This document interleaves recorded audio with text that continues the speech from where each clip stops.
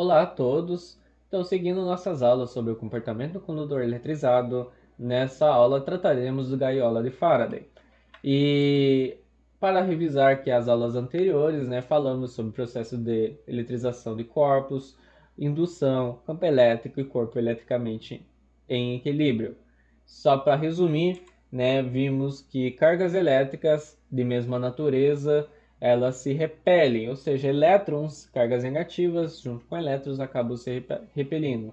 Em materiais, bons condutores, só para lembrar o que seriam bons condutores? Ser um papel, cimento, caneta, metal?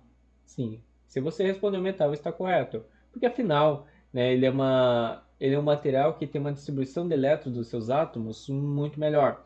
Então isso facilita para a condução das cargas elétricas. E então, em bons condutores, o excesso de cargas, olha só nessa imagem, ela acaba se distribuindo em suas superfícies externas, porque afinal é o melhor lugar que elas podem se afastar uma das outras, de acordo com esse fato delas se repelirem, consequentemente tornando o lado interno do material um campo nulo eletricamente. Isso é bem interessante porque podemos entender então o que seria a gaiola de Faraday. Só para entender sobre o nome, Faraday se refere ao nosso queridíssimo cientista que estudamos, Michael Faraday, e a gaiola se refere-se diretamente, sim, uma gaiola normal, fechada, metálica, lembra assim. Então o experimento envolve-se parecido a algo com uma gaiola de passarinho. Por quê? Ao eletrizarmos essa gaiola externamente, a parte interna, como vimos, e forma um campo elétrico nulo. Ou seja, nenhuma carga chega até lá. Você pode simplesmente ficar lá e receber nenhum choque.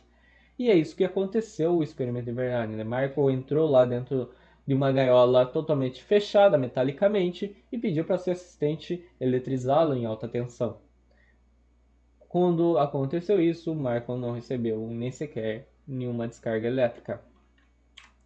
E vamos lá. O que então diz sobre a teoria? Então, a gaiola de Faraday é o nome dado ao invólucro que é feito de material condutor, um material, por exemplo, os metais.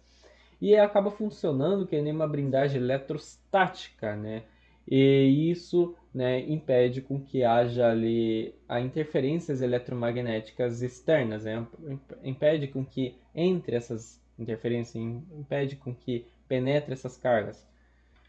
E logo, a gente vai ver diversas aplicações. Uma delas, aqui só começando para distrair, são, por exemplo, efeitos para cinematografia. Por exemplo, esse efeito já aconteceu dentro do filme Aprendiz de Feiticeiro, que deu uma bela cena como essa daqui que veremos agora. Deixa eu voltar para minha E seta. curte o show.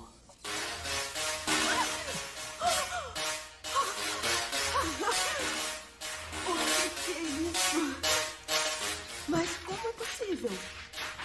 As bobinas estão disparando a uma frequência tão alta que as faíscas criam as ondas sonoras quando elas se movem pelo ar. Isso é tão...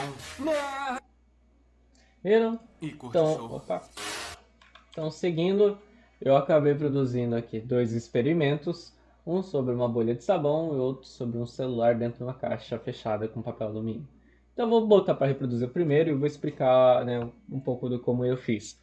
Só para enfatizar como seria a aplicação também em outros momentos da gaiola de Faraday, sem necessitar é, especificamente das altas tensões. Então, aqui na bolha de sabão, eu peguei uma bolha maior, aliás, eu acabei produzindo uma bolha bem grande dentro, sob uma superfície plástica, e carreguei uma bexiga eletricamente no cabelo. E quando eu aproximo, como vimos, de uma bolha, ela acaba sendo induzida eletrostaticamente. Mas após isso, eu acabei produzindo novamente uma bolha maior, e dentro dessa bolha maior eu acabei colocando uma bolha pequena. Quando eu carrego essa bexiga eletricamente novamente e aproximo das duas bolinhas, uma dentro da outra, apenas a bolha maior é induzida pela bexiga. Enquanto que a bolinha menor, por mais que eu aproxime a bexiga bem perto dela, ela não vem, ela não é induzida. E o outro experimento, é é de um celularzinho antigo que eu tinha, que eu botei na rádio FM, botei para tocar e acabei colocando ela dentro de uma caixinha ali com, né, papel alumínio. E veja só o que acontece.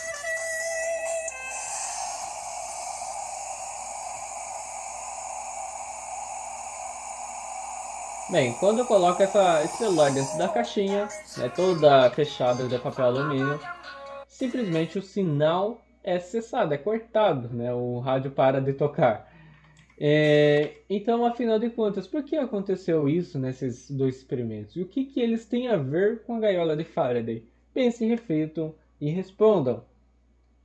Eu acredito que vocês devem estar pensando algo bem parecido com isso daqui, que ambos envolvem uma certa blindagem, né? Um certo casco eletrostático, né? Um certo casco, uma blindagem contra as ondas eletromagnéticas, né? Eletromagnético. Enfim, e é o que realmente acontece, né? A bolha, no primeiro experimento a gente tem uma bolha maior, que ela serve de proteção, né, eletrostática para a bolinha menor, enquanto que eu estou lá com a bexiga eletricamente negativada, atraindo, né, a bolha maior, a bexiga menor sequer sofre alguma indução, enquanto que o celular, né, enquanto que eu cubro ele com um papel alumínio, as ondas eletromagnéticas acabam não chegando no celular. Não necessariamente que a blindagem, né, que temos aqui, ela também serve para proteger contra campo magnético. Lembrando que as ondas eletromagnéticas são compostas por campos elétricos e magnéticos. Não necessariamente que eles impedem os campos magnéticos de entrar, mas sim campos elétricos, fazendo de qualquer forma o sinal, né, ser nulos ali. Isso pode, por exemplo, acontecer dentro daqueles elevadores. Eu acho que talvez já aconteceu com um de vocês, um elevador totalmente fechado metalicamente e você perde o sinal lá do celular lá dentro. Enfim, alguns exemplos aqui cotidianos, por exemplo, um dos mais comuns é, por exemplo, você estar numa região bastante... Vou colocar uma situação aqui. Você está numa região bastante plana, sem nenhuma coisa por perto, né? Uma região, né, totalmente aberta e ter apenas um carro. E nessa região está tendo tempestades e raios. Você vai preferir continuar dentro do carro ou prefere sair? Se você responder preferir, né, está acompanhando bem a aula e respondeu corretamente, ficar dentro do carro é uma boa solução, porque afinal de contas ele é totalmente isolado, né, metalicamente, e isso vai nos tornar uma blindagem eletrostática do que, né, ficar do lado de fora. E pode acontecer algumas confusões diante desse preceito, que como que existia, que as rodas do carro elas se tornam uns isolantes, mas não, independente de existir a roda ou não, a gente vai estar protegido dentro desse compartimento, né, dentro dessa blindagem metálica. Outro exemplo, uma fonte de alimentação. Pode ver que ela é toda fechada metalicamente, com alguns furinhos ali para passar uma ventilação. Isso impede com que ondas eletromagnéticas, campos eletromagnéticos interfiram em algumas peças sensíveis ao campus, onde que elas vão produzir outros campos elétricos ali dentro, como bombinas. E por fim, talvez você já tenha visto em alguns prédios, isso é altamente recomendável para vários prédios, é que os edifícios sejam cobertos por para-raios que circulem suas arestas. Afinal, quando há uma descarga de raio neste prédio, o raio atinge esse para-raio e circula pela superfície até um ponto de aterramento, como podemos ver aqui embaixo. Enfim, essa função acaba se tornando um grande espetáculo, um show, né? Um show de mágica, como podemos ver a seguir esse vídeo que eu encontrei, né, na internet. Uma pessoa totalmente revestida de uma malha de metal, podendo se mover tranquilamente ao longo, né, do lugar, tomando vários raios.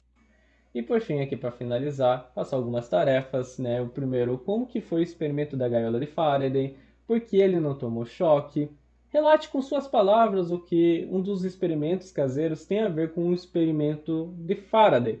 E por fim, vocês associam algum exemplo ao comportamento de um condutor elétrico. Trago isso respondido na próxima aula, da qual a gente está trabalhando também na próxima aula sobre o assunto de rigidez de elétrica. Até a mais, Marcelo. Obrigado.